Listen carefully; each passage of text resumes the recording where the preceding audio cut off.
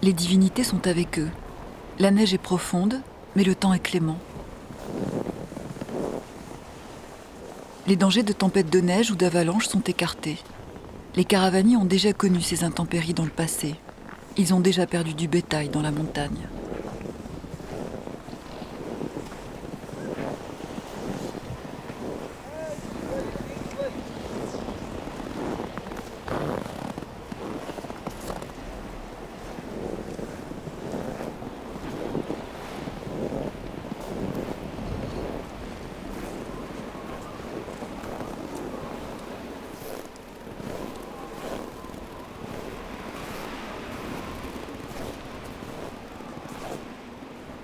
Au loin, Warila se profile comme une récompense.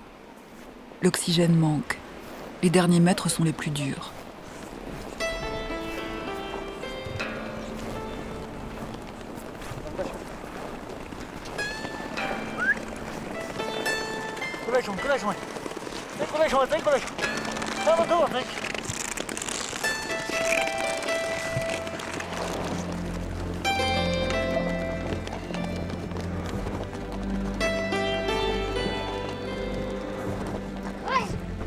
Warila enfin, 5200 mètres d'altitude.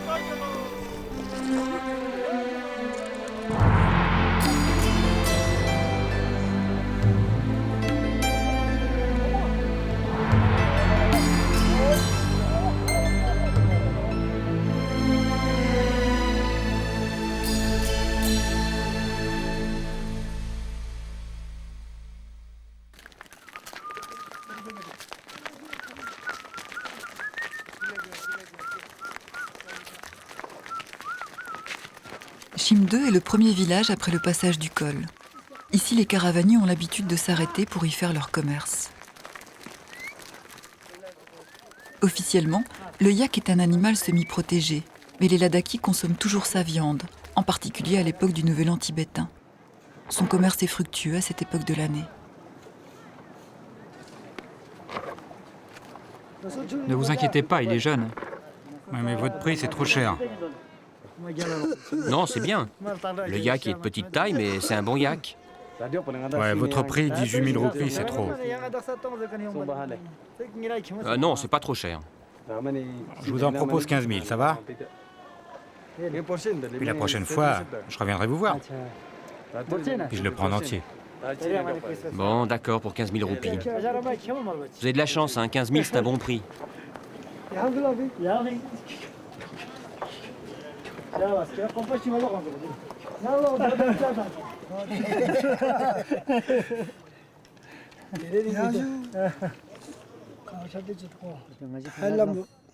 Dans 2 ans, on prévoit de construire une route qui rejoindra notre village. Alors on viendra jusqu'à Tanguer pour acheter les yaks. On pourra même les transporter par camion et notre travail sera plus facile. Quand on fait des caravanes, on passe du bon temps, on boit de la bière, on chante. Mais avec cette route, on arrivera vite à Tanguer. Alors, beaucoup de choses vont changer. Et on ne se rencontrera plus entre amis. Parce que, en voiture, on ne se rencontre pas.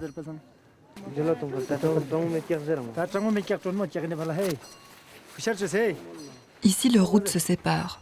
Pour Ourgan et Norbou, c'est un nouveau voyage qui commence. Bouddha a dit « Tu seras guidé sur le chemin de l'éveil ». Alors, ça te plaît par ici? Ouais, mais regarde cette maison, elle est pas terrible. Mais si. Toutes ces maisons ont l'air vieilles et cassées. Elles sont moches. Mais non. Regarde, ces fenêtres sont pas mal. Tu connais rien. Ça me plaît pas quand même. On va marcher le long du mur, comme ça tu pourras mieux voir. Et marche correctement. Marche bien, fais attention. Je suis trop fatiguée pour faire attention. Hé, regarde, il y a de la glace. On peut glisser dessus. Ouais, fais attention, hein. Fais attention de pas tomber. Si tu tombes, tu vas te casser la jambe. Et je serai bien content. Et comme ça, je me sauverai.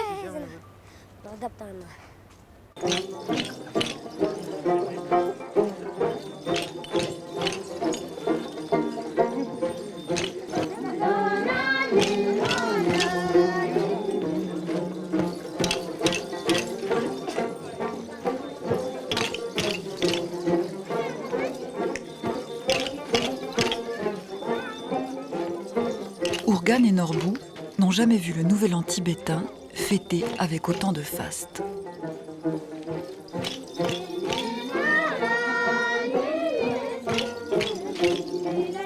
Des nomades des hauts plateaux vivent dans ce village pendant l'hiver.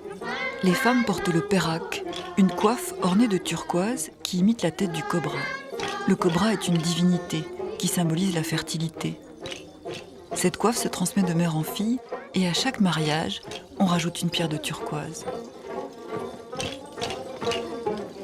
Pour ces nomades, la vie est particulièrement rude et la pauvreté les pousse parfois à vendre leur perak, qui représente leur seule richesse avec leur troupeau.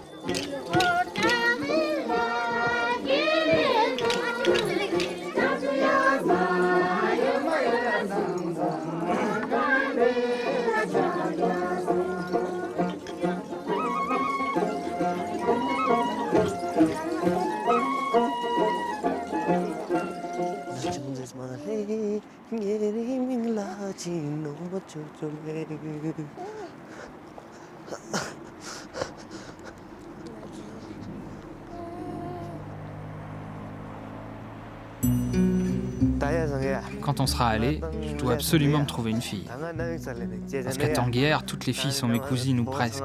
Il n'y a que 4 ou 5 familles avec qui je ne suis pas lié. Mais elles n'ont pas de jolies filles. Je devrais en trouver une éduquée et très jolie. Quand on sera allé, j'essaierai d'en trouver une comme ça.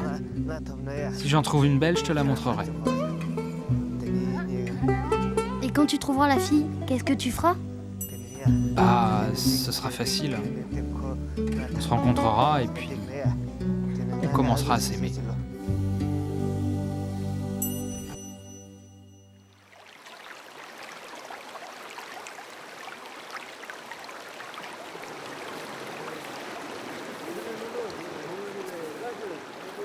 Pour la nouvelle année, il est de coutume de se rendre chez une lamo. Les parents de Norbou et d'Ourgan ont insisté pour qu'ils rendent visite à l'une d'entre elles.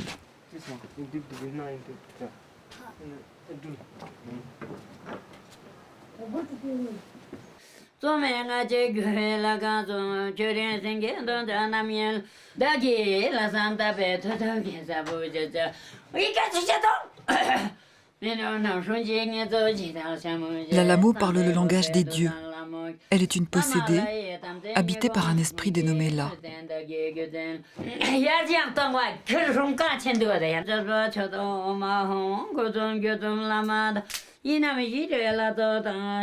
Le tissu qui cache son visage lui permet d'être protégé du contact des humains.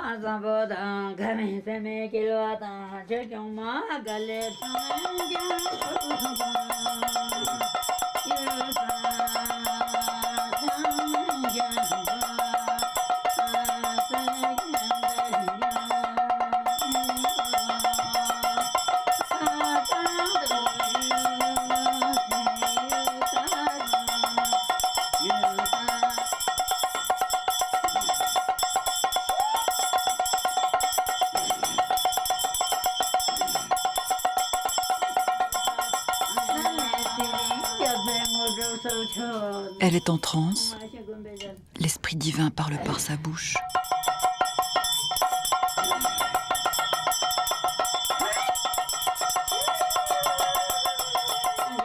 La lamo a de grands pouvoirs. Elle peut prédire l'avenir, déjouer des sorts ou soigner.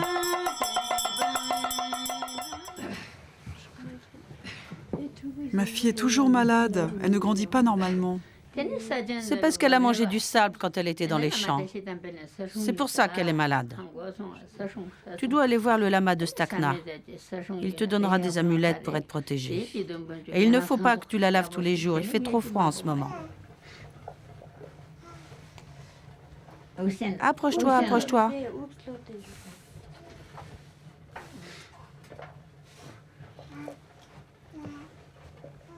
Pour extraire des poisons, elle suce directement le ventre du patient, comme ici pour cette femme qui souffre de maux de ventre.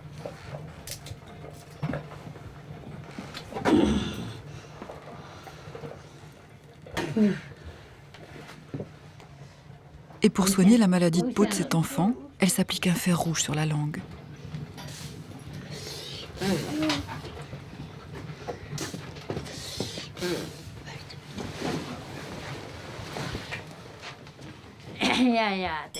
Alors voilà le garçon qui va devenir lama. Tu seras bon pour les humains.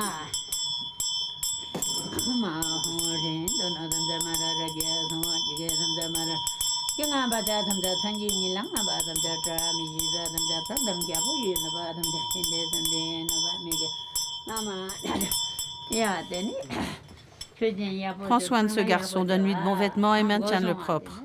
Dans l'avenir, il deviendra un bon lama. Je vais le bénir pour son avenir.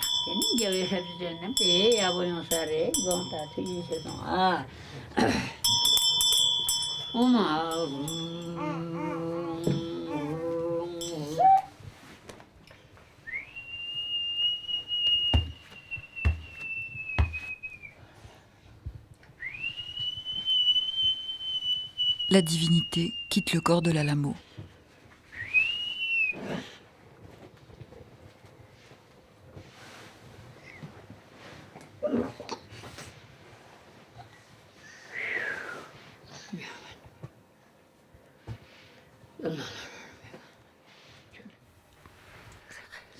Quand j'avais 4 ans, ma mère est morte. C'était une lamo et son esprit m'a possédée à mon tour. Les gens qui viennent me voir souffrent d'ulcères et aussi de rhumatisme. Ils ont mal au dos, aux jambes. Quant aux musulmans, ils se querellent beaucoup et ils se jettent mutuellement des sorts. Cela arrive souvent chez eux. Et je vois aussi beaucoup de gens fous. Ni moi ni personne ne peut savoir si je suis possédée par un bon esprit. Je ne peux pas dire si je fais du bien aux gens. Seuls ceux qui viennent me voir peuvent le dire. Morgane, qu'est-ce que tu as pensé de l'oracle? Au début, j'avais peur. Pourquoi t'as eu peur? Ben, j'ai cru qu'elle allait me tuer. Tu crois qu'une oracle tue les gens? J'ai cru, oui. Tu crois qu'elle est méchante? J'ai cru, oui. Mais non, une oracle ça fait pas de mal, réfléchis. Tu